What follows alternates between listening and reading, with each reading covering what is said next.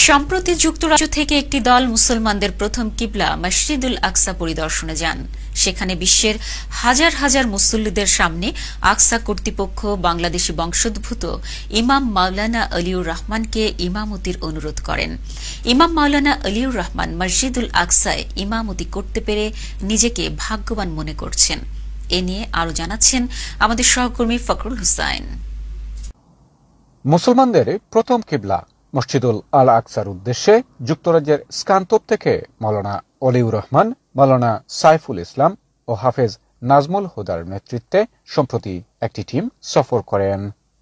অনেক প্রতিকূলতাকে উপেক্ষা করে শিশু কিশোর নারী পুরুষের বিশাল এই বহর নিয়ে সেখানে পৌঁছলে সফর সঙ্গে এম এ মুহিতের সহযোগিতায় টিমের প্রধান মাওলানা অলিউর রহমানকে এশার নামাজের ইমামতির আহ্বান জানান মসজিদুল আকসা কর্তৃপক্ষ।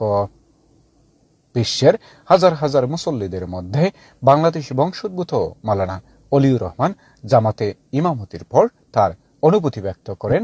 So I thank Allah the Almighty, He gave me the tawfiq, and then I thank my father who sent me to madrasa to learn the Quran, and today I have the opportunity to lead the salah in Masjid al-Haram, the third haram of Islam, Masjid al-Aqsa. I thank Allah subhanahu wa ta'ala. মুসলিম জাতির পিতা হযরত ইব্রাহিম আলাইহিস সালাম, যিশু খ্যাত ঈসা আলাইহিস সালাম ও বনি Israel সম্প্রদায়ের মুসা আলাইহিস সালাম সহ অনেক স্মৃতি বিজড়িত ইসরায়েল ও ফিলিস্তিন ঘুরে ঘুরে দেখেন সফরকারীরা। এ সময় ফিলিস্তিনিদের উপর ইসরায়েলিদের বর্বরতা নিদর্শন দেখে তারা আবেগ আপ্লুত হয়ে পড়েন। বিশেষ করে অনুরোধ ফিলিস্তিনের মানুষের লাগি দোয়া করবা, তারা তারার গরু তাকিয়া গড়তেই বাড়াইতে পারেন না পারমিশন ছাড়া, আর আমরা কি আরামে চলতাম। তারার লাগি বিশ্বর প্রত্যেক মানুষের দোয়া করুকা, আপনারা অন্য আউকা, তারার শিশুরা রাস্তায় কিলা চলের কি অবস্থার মাঝে আছে আপনারা সচক্ষে দেখুকা। We hope to bring many more groups to Masjid al-Aqsa. By doing these kind of trips, we will be able to help the Palestinian brothers and sisters who are struggling here. If we buy one item from here, we're paying towards them. So I encourage all the Muslim Ummah around the world, ignore what the media says, ignore all the violence that you see on the TV and the media.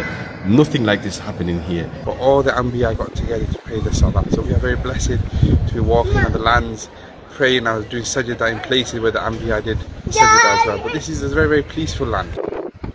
এই মসজিদুল আকসা মুসলমানদের সর্বপ্রথম কিবলা ছিল।